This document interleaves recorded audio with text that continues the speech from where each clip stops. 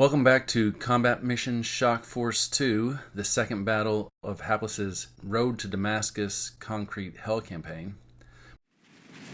By the time I'm releasing this video, the campaign has been long completed, but I played this game as the Dutch based on requests after the first game of the campaign, so I decided I needed to do a video. I'm sure you've watched the Hapless video that explained the problem with the setup zones that made this game a huge advantage for the NATO forces. So I won't go into that, but if you haven't watched Hapless's video, here's the link above. The Thunder Run was designed to be risky for NATO players, since their forces would start exposed to Syrian defenders.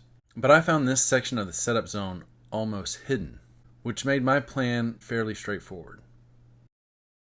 Start in the dead zone, come out in force, and use autocannons to completely engulf any Syrians in Juliet. The red circles are the buildings I targeted on turn 1. I figured I could take Juliet in a hurry and then move to Objective Kilo, which has this long wall that separated it from the rest of the Syrian forces in a substantial way. I've never played with the Dutch before, but I knew their autocannon would have great success against any troops in buildings. However, their main drawback for this battle would be their low autocannon ammo counts. The CV90 only has 210 35mm rounds, and the YPR only has 324 25mm rounds. For comparison, the US Cav Bradley has at least 1,400 25mm rounds. My force selection for this game was portions of a Dutch mechanized infantry company with 3 understrength platoons of vet and regular troops, with 4 green CV90s and 5 green YPRs. I also had a 4th platoon of on-map mortars and Phoenix that I placed in the old Charlie objective.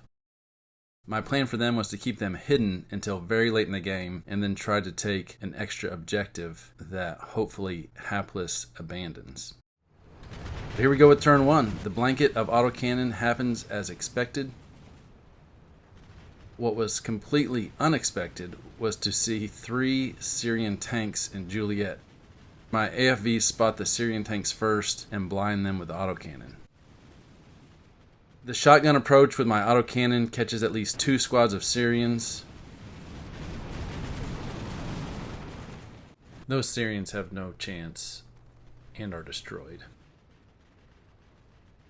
The turn ends with a panicked T-72 backing up for a side volley of 35mm that knocks it out. Turn 1 also gave me my first lesson on the difference between the YPR and the Bradley. Bradleys can drive right over these little walls, but apparently the YPRs cannot. Since the YPR could not cross the wall, the brilliant TAC AI rerouted it, and they decided to drive around the safety of the buildings into the teeth of the T-72. The end result, of course, was the YPR being destroyed by an RPG. Turn 2 starts the bang as some ammo from the knocked out Soviet tank explodes. This Syrian tank runs for cover in Objective Gulf, while I continue to unleash 35mm autocannon onto this panicked or blind T-72. A couple of Dutch fire teams advance to the second row of buildings. I also deploy smoke, and the results are better than I had expected. The Dutch smoke has a great spread. It's got a good spread! Which blocks the Syrians' vision, but not my AFVs.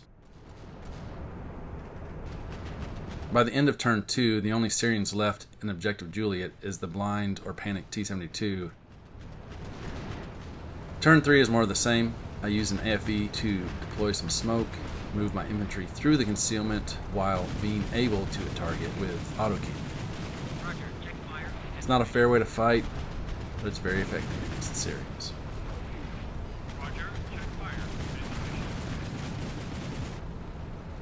Also on turn 3, Hapless starts relocating units from Objective Foxtrot.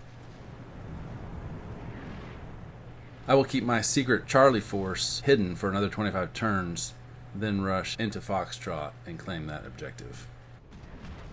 On turn 5, the Syrian T-72 tries to retreat into Objective Kilo away from my Dutch infantry. I have a crack Panzerfaust team already moving into position, and the results are way better than I had expected. Before this game, I'd only played Shock Force 2 with the US, and their infantry either have AT-4s or javelins. In my experience, AT-4s are not great against armor, and although javelins are great, crack javelin gunners take 20 seconds to aim and launch a missile. These Panzerfaust gunners acquire and launch in 3 seconds. That is a significant difference in a CM game.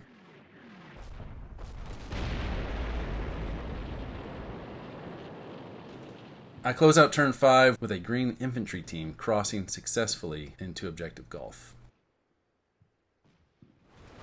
On turn 7, I deploy some smoke with a YPR.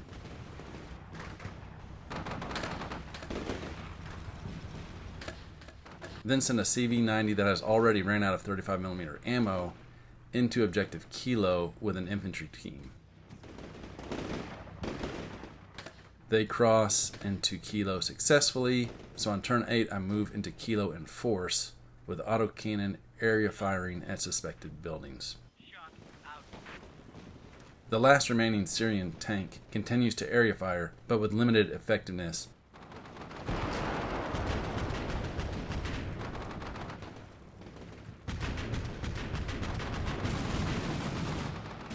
And Hapless has some unlucky timing, sending reinforcements into a building right after I start hitting it with 35mm autocannon. His poor Syrians don't have a chance. Hapless puts up as good of a defense as could be expected. He was able to get some RPG kills.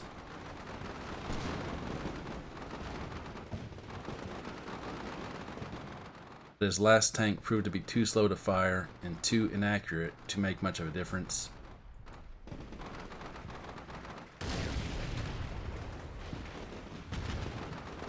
Here was a nice RPG keyhole against a CV-90.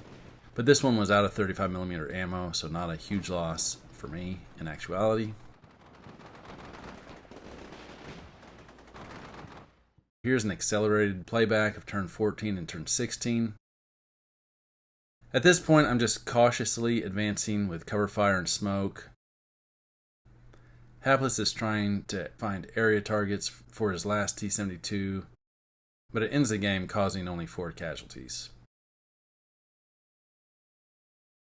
There were a few times where Hapless had troops in buildings that were really hard to get line of sight for my autocannon to hit, which would result in some unpleasant ambushes, as this example on turn 18 shows.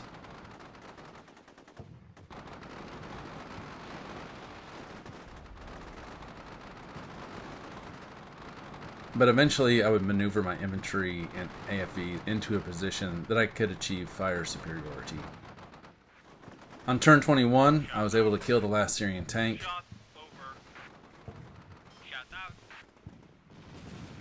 And I am again amazed how quickly the Panzerfaust can acquire and kill a target compared to the AT-4 and the Javelin. After that tank kill, it was just a matter of slowly squeezing Hapless out of Objective Gulf, which I was able to do in the overtime portion of the game. As mentioned before, this game setup highly favored the NATO forces. The game ends with me having 33 casualties compared to Hapless having 98. For purposes of the campaign, I was able to get 4 points while at the same time keeping my casualties below 30%. I really enjoyed playing the Dutch. I think I'll play the Dutch again if I'm ever in an urban game. The combination of 35mm autocannon and Panzerfaust makes me think they could be really tough in games with short sight lines. I would miss not having javelins on maps with long sight lines, especially since I've read that the gills have a CM bug that nerfs them significantly. So I hope you enjoyed the recap of the game and my short thoughts on the Dutch. Until next time, we zien elkaar.